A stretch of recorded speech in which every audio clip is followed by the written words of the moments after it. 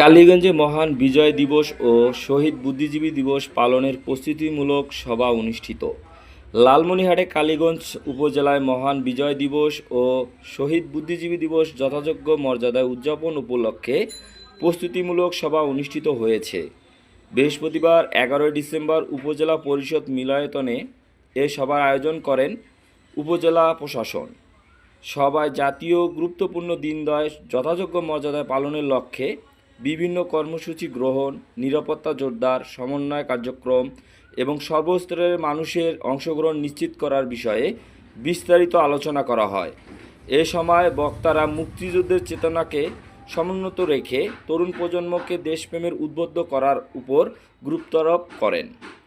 উপজেলা প্রশাসনের আয়োজনে অনুষ্ঠিত সভায় উপস্থিত ছিলেন উপজেলা নির্বাহী কর্মকর্তা মোসাম্মদ শামীমা আক্তার জাহান, উপজেলা সহকারী কমিশনার ভূমি শহীদ ইশরাক, বীর মুক্তিযোদ্ধা, সরকারি কর্মকর্তা, রাজনৈতিক ব্যক্তি, শিক্ষক, ছাত্র, প্রতিনিধি, সাংবাদিক সহ বিভিন্ন শ্রেণী পেশার মানুষ। সভা শেষে দিনব্যাপী কর্মসূচি পালনের লক্ষ্যে সংশ্লিষ্ট সবাইকে প্রয়োজনীয় দিক নির্দেশনা প্রদান করা হয়।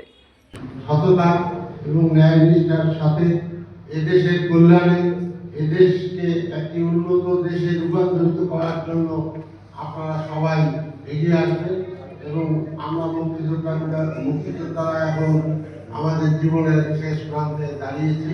আমরা যতক্ষণ আছি আপনাদের সহযোগিতা করব এই আশাবাদ ব্যক্ত। আমাদের এখানে অনেক প্রতিকূল অবস্থা, তারপরে আমরা বিভিন্ন সহযোগিতার মধ্য থেকেই এটা করে থাকি। আসলে ইচ্ছে থাকলে কোনো কিছু থেকে থাকে না।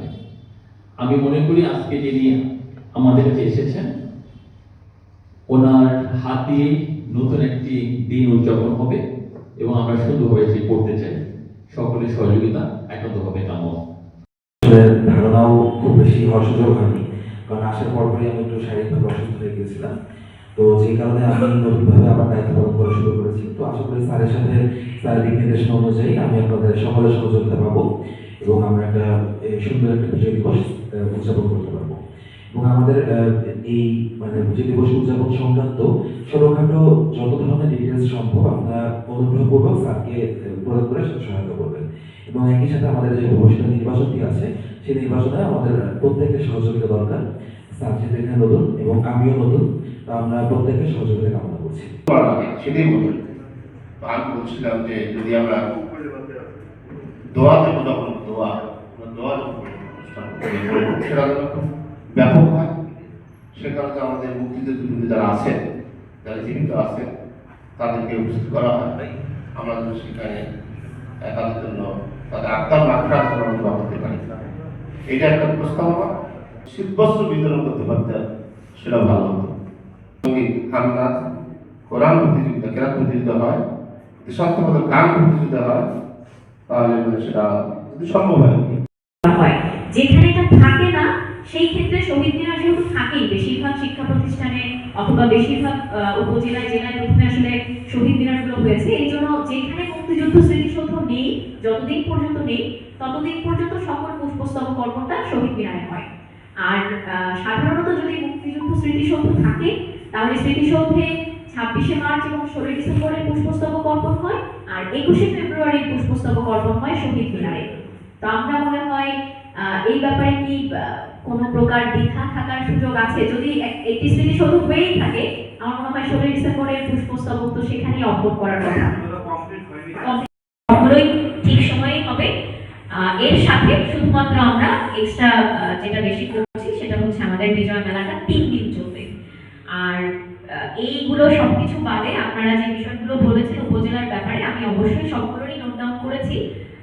একটা বিষয় আমার অভিজ্ঞতা, ঠিক এই মুহূর্তে বাংলাদেশে মাদকের যে সমস্যার কথা আপনি যিনি বলেছেন, বাংলাদেশের পুরো দেশেরই এটি একটি বড় সমস্যা এবং আমি বলবো বেশ ভয়াবহ সমস্যা। কারণ আমি যখন প্রেসিডেন্ট ছিলাম সেই সময়ে আমার জানা মতে আমার ইউনো স্যার মাসে 4টার বেশি মোবাইল কোড করতেনই না। 4টায় কোনো সময় করানো যেত না, মানে স্যারের একটা প্রমাণ ছিল, আমাদের একটা প্রমাণ থাকে কিন্তু মোবাইল কোডে।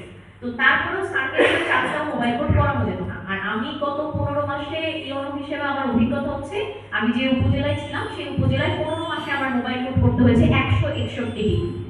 161টি মোবাইল কোড 15 মাসে, মানে 334 দিনে 161 মোবাইল কোড কোনো ইউনোর জন্য এটা একটা ভয়াবহ কথা। এবং এই 161 মোবাইল কোডের অধিকাংশ প্রায় 60 থেকে 70% ছিল মাদক সংক্রান্ত। শুধুমাত্র জুন 2025 থেকে নভেম্বর 2025, মানে লাস্ট এই কয় মাস, June July August September October November, এই 5-6 মাসে আমি শুধু মাদকের জন্য কারাদণ্ড দিয়েছি 40 জনকে। অর্থাৎ মানে ভয়াবহ অবস্থা, আমি আমার হিসাবে তো ভয়াবহ অবস্থা। তো সেই ক্ষেত্রে আপনাদের এটা তো আরো বেশি বর্ডারে, যেহেতু বুঝতেই পারছি যে এটা আরো বেশি, সমস্যাটা আরো বেশি, তার বিষয়টি আছে। তো আমাকে একটু সময় দিতে হবে। যদি আমি থাকি, ইনশাআল্লাহ আপনারা যে বিষয়গুলো আজকে বলেছেন, আমি যাওয়ার আগের দিন, যেদিন এখান থেকে চলে যাব, সেদিন ধরে ধরে বলে যাব যে কোনগুলো করতে পেরেছি, কোনগুলো করতে পারিনি। ইনশাআল্লাহ এটা আমি বলে যাব। যেহেতু সরকারের প্রধান এবং আমি বলবো এই মুহূর্তে একমাত্র প্রায়োরিটি হিসেবে যেটার জন্য আমাকে এখানে পাঠানো হয়েছে সেটি হচ্ছে নির্বাচন। তো সেই নির্বাচনের জন্য যে প্রয়োজনীয় কাজগুলো করা প্রয়োজন, আমাদের হাতে সময় খুবই কম, যেটা আমি আরো 2 মাস আগে থেকে করার কথা। প্রতিটা ভোট কেন্দ্র আমার পরিদর্শন করার কথা, ইসিল্যান্ড সহ আমার প্রত্যেকটা ভোট কেন্দ্রের রাস্তা এতদিনে মুখস্থ হয়ে যাওয়ার কথা, যেটা আমি একটা উপজেলায় করেছি। একটা উপজেলা পুরো ভোট কেন্দ্র আমার মাথায় নেওয়ার, নিয়ে সবকিছু কাজ গুছিয়ে আনার 10 দিনের মাথায় আমাকে সেখান থেকে তুলে দেওয়া হয়েছে। এখন আমাকে নতুন করে আপনাদের এখানকার এই টোটাল ভোট কেন্দ্র, প্রতিটা ইউনিয়ন, প্রতিটা ভোট কেন্দ্রের রাস্তা সবকিছু আমার মাথায় নিতে হবে। প্রত্যেক অফিসারের নাম, মোবাইল নাম্বার সবকিছু আমার মাথায় নিতে হবে। তো এটা একটা বিশাল কর্মযজ্ঞ। আমাকে এই সময়টুকু দেবে, আমরা চেষ্টা করব আগে সুন্দর একটি নির্বাচন কার্যক্রম সম্পন্ন করার সবাই মিলে, এবং তারপরে ইনশাআল্লাহ আমরা ধীরে ধীরে আপনারা যে সমস্যাগুলোর কথা বলেছেন এদিকে আমরা নজর অবশ্যই দেব। তবে এই মানে এই না যে নির্বাচনের আগে এই সময়ে মাদক, অথবা আপনাদের এই সময় আরেকটা কারণ কিছু আছে, এটা হয়তো আপনারা বলেন নাই, সেটা হচ্ছে সারের যে বিষয়টা, কৃষি বিভাগের যে সারের বিষয়টা, ইনডিরেক্টলি আমার প্রাণী সম্পদ কর্মকর্তা একটু বলেছেন, ইনডিরেক্টলি বলেছেন এই অর্থে যে অন্যান্য সকল দপ্তরের দিকে একটু নজর দিতে হবে, এই একটা কথা উনি বলেছেন। তো সেটাতেও নজর থাকবে। এমন না যে নজর থাকবে না, তবে আপনাদের উপজেলায় আমার এখনো 24 ঘন্টাই সময় নেই, এটা একটু মাথায় রাখবেন। তো সেই হিসেবে আমি আশা করি যে কাজ আমি শুরু করতে পারবো আপনাদের সকলের সহযোগিতা নিয়ে। যতটুকু সম্ভব একজন মানুষ হিসেবে আমার পক্ষে যতটুকু সম্ভব সেটুকু আমি কাজ করার চেষ্টা করবো। আপনাদের সকলকে আবারও ধন্যবাদ এবং আন্তরিক কৃতজ্ঞতা প্রকাশ করছি।